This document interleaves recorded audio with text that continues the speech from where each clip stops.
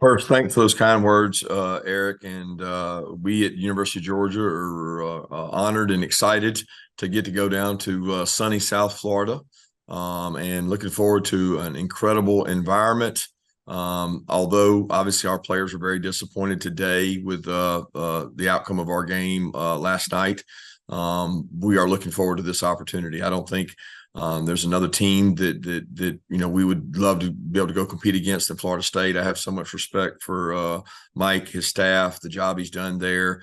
I grew up going to Tallahassee every day of my life from where I grew up in South Georgia, and to watch what he's done with that Florida State program is just incredible. I know firsthand how hard it is to have an undefeated season. It is hard. It's hard to win games in any conference. It's hard to win games repeatedly, and he had a perfect season and won every game. That's really hard to do. So a lot of kudos and congrats to he and his staff and his team and his players with all they've overcome and the team he's assembled. This should be a great matchup. Two giants in college football across history and recently. And I always worry about when you get in bowl games of the matchups you get to have. So this matchup is really exciting. And I know our players are pumped and excited when they found out today who we get to play. And the Orange Bowl is one of the best bowls we've ever been to in terms of the sunshine and the beach and getting to enjoy it and being in sunny South Florida. So major congratulations to FSU and Coach Norvell and his staff, but also to the Orange Bowl committee and the people that host the Orange Bowl. Our players are looking very forward to it. Perfect. Thank you so much, Coach Smart. Now let's pass it over to Coach Norvell to open it up with some remarks, and then we'll open it up to everyone for both questions. So Coach Norvell, we'll throw it over to you. Thank you. Yeah, us today's been an emotional day. You're coming off of last night. Just so proud of our team. Finishing up undefeated season, ACC champions. Absolutely respect the opportunity that's here at the Orange Bowl, and there's such a great history with Florida State and the Orange Bowl, and to be able to get matched up against the best team in college football over the last 3 years. And you look at Coach Mart and the job they've done.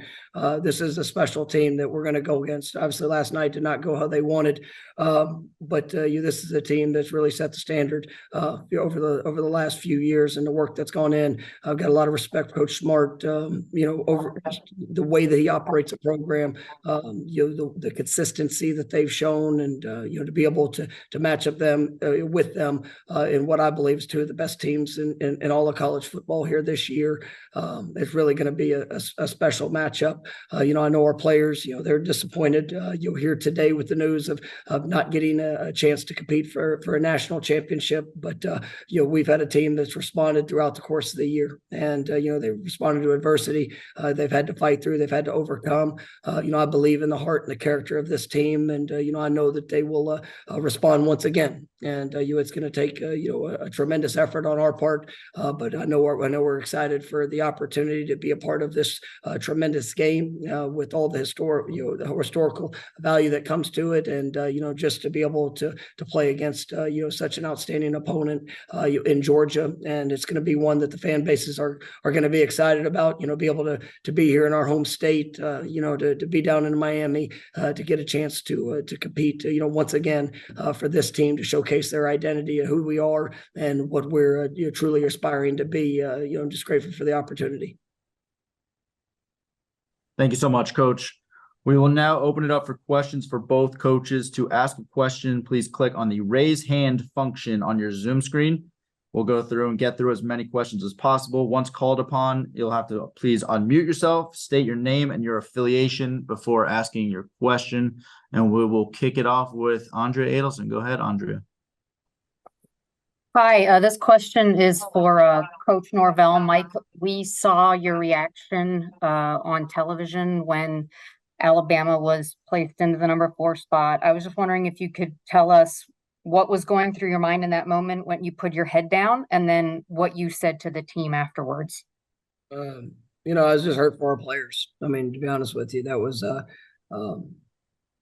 it's one of the tougher moments I've had to experience, and just for all that they've done. You talk to a team about responding to adversity, getting up and going to give all that you can to be able to find a way to win a college football game. And like Coach Smart said, it is hard. I mean, it's hard to do. It's hard to especially when you face some of the adversities that we've had here this year, whether it's injury or just different things to overcome. But it's all part of it. And as we tell our team all the time, your truest identity shows up in times of great adversity, and we faced it, and they put it on display. So that was really that feeling in the moment. And with all due respect to, I put out a statement about the about the committee and my feelings on that decision. Out of respect for the Orange Bowl and the opportunity we have, I would like to keep any questions focused on this matchup. And obviously, if there's any other follow up at a different time, I'll be welcome. But let's respect the Orange Bowl and the opportunity that we have here, not so much on the decision of the committee. Thanks, Andrea. Next, we will go over to Mike Griffith. Mike, go ahead.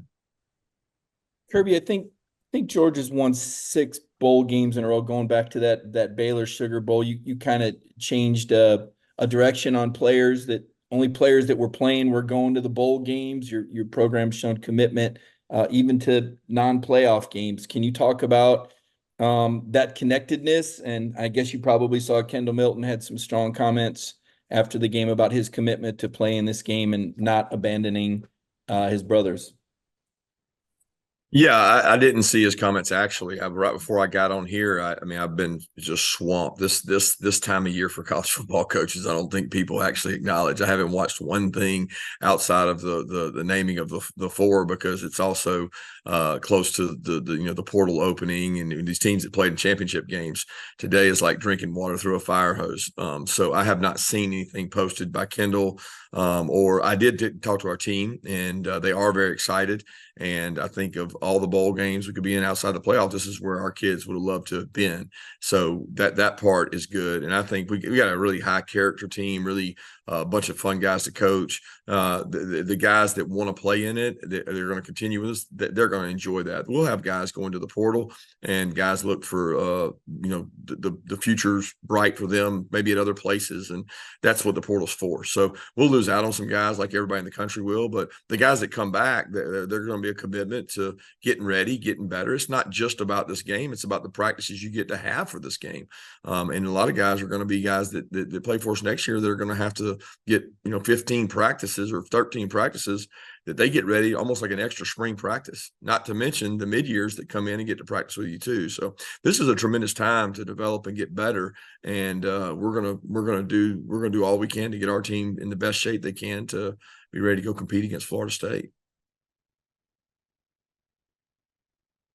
Thank you. Next, we're going to go over to Dan Tortora. Dan? Question for both coaches. Coach Smart, first and foremost, like you said, having players that will play and some won't be there. Fran Brown, one of your assistants, has moved on to Syracuse. Would love to get your thoughts on what Syracuse is getting and just what he brought to your program. And Mike, speaking of bringing to your program, just Jordan Travis and the legacy that he leaves with Florida State. Yeah, I'll go first with Fran. He's an incredible person, human being, beautiful family. Nobody's more upset than my 11-year-old son, who was one of his best friends was Braden, Fran's son. When they first came down, they got to be buddies, and they spent really a year, 2 years together. And Fran's just an incredible person. I think anybody that's met Fran knows he impacts people. He has great relationship strengths. He'll be awesome for Syracuse. They're getting a great recruiter, a great leader. And he's going to do a great job. He knows everybody in the Northeast, so better watch out up there, because he knows everybody in Philly. Yeah, to touch on Jordan, just a special man. The example he's been for our football team, the way that he's grown, the work that he's put in, the way that he approaches every day, just whether it's practice, meeting rooms, what he's doing in the classroom. I mean, he really, he approached every day as a champion. And I think that he's been one of the the bright lights of college football, that you see somebody that was in a challenging, tough moment that has really improved at a drastic level. He's become one of the best players in the country. And he did it the right way. He cares about people, cares about this university, cares about his teammates. And unfortunately, he got injured. That was the end of his playing career. But even through that, I mean, he's been so present in everything that he could be, just to help his teammates, to continue to be supportive, to the encourager, and I mean, just he's what's right about college athletics, and just so glad to have his example, and he's just a wonderful Seminole. All right, thank you. Let's go next to Chip Towers. Yeah, I guess I'll ask Kirby about this. For Kirby, you've become well known for being a great motivator for your teams. Can you just talk about the aspect of getting FSU in this type of situation? A team that's obviously going to feel very slighted. They're obviously good enough to be undefeated. It's almost feels like you guys might be walking into a kicked hornet's nest or something like that. Can you just talk about the dynamic? And I'm sure, as upset as you guys were about how things turned out, there's some empathy here as well, right? Yeah, I mean, I empathize with anybody that goes undefeated and doesn't get in. I empathize with our players because I personally feel like we deserve to be in. So, I mean, we've got a really good football team, and we're considered number one in the country all year and then fail. So we got a hornet's nest around here too of some players that are disappointed too. So that works both ways. The good news is we got each other to go play, and I know they'll be up for us and we'll be up for them. You worry a lot more when you have a matchup that they might not look us forward to, and I don't know who that would be, because it shouldn't be that way, but it is that way, and I've learned that. I also think that it's a time for coaches to grow their team, grow their roster, and grow the depth, and still get to play in a game. But we're going to have kids that didn't play a lot during the year. They're going to have an opportunity that we're getting better at the end of the year. They're going to get a chance to play because of the redshirt rule and things. There was postseason play. So I'm excited about those opportunities. But I know our kids. I know FSU is going to be up for us, so we're going to rely on each other to have that, to be able to go out and play a great game. And look, nobody knows better the Ford team. I don't know if this is correct, but I think we've been fifth or sixth, or finished fifth or sixth more than anybody, and that's tough. It's tough. I can't imagine it being undefeated, but it's tough when you finish fifth or sixth, one out of it, because there's always a case for being in it, and we've been there. I know maybe 2 or 3 times. All right, thanks. We're going to go next to Mark Stallworth. Go ahead, Mark. All right, good evening, coaches. My name is Mark Stallworth. I'm with the Miami Times newspaper. I have a question for both of you all. Can you just touch on the significance of this being the 90th Orange Bowl, as well as the impact that this may have on recruiting? I know you guys are impactful in the transfer portal, but just high school recruiting and the outcome of this game may have totem poles regarding that. Well, I mean, I just believe that the Orange Bowl, I mean, it's a special game, and the impact not only of the game and the event, but really of the whole week, and the impact in South Florida to the community. And that's one of the things as you get to experience as you're down there recruiting. You see just what the Orange Bowl does to to the youth sports programs, to helping facilitate opportunities for young kids that you have a dream of becoming college football players, to come to a Florida State, to go to Georgia, to have the open doors of what their future can be. And the Orange Bowl has been just such a staple for opportunity, and to be able to be a part of the 90th game is special, and it does have a great recruiting impact. I mean, a lot of our best players are from South Florida, and it's going to be a chance for them to be able to go home and to be able to play in front of their families, and just to be able to showcase once again the identity of our team, and where we're going, and what we're building here in Tallahassee. So it's going to be a great opportunity for us.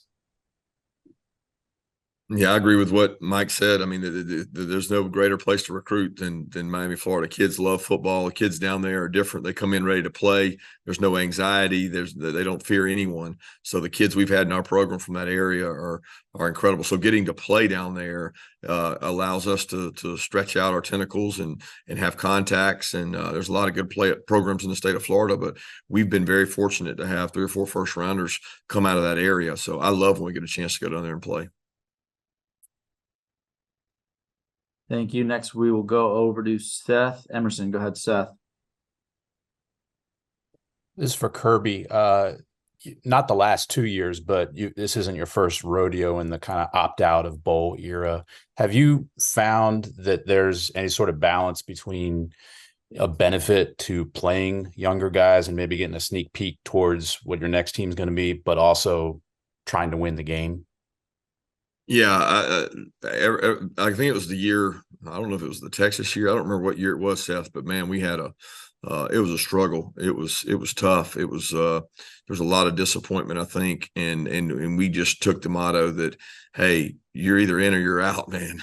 It's that simple. We're gonna go compete. We're gonna go practice. We're gonna have our practices and get after it after a long, tough, grueling year with a championship week on top of it. But this is what we're gonna do, and we're gonna practice this many times, and you're gonna buy into it or you're not. And that's how the teams win. It's how you win is be committed to the cause and be all in on it. And if you're wondering or trying to decide, then you probably don't need to. That forces you to play some younger kids, especially with the timing of the portal now. I mean, this thing is people really don't understand what's going on in college football right now. So with the timing of that and the ramp up of number of kids entering in general, you can't even play the game without playing some new faces.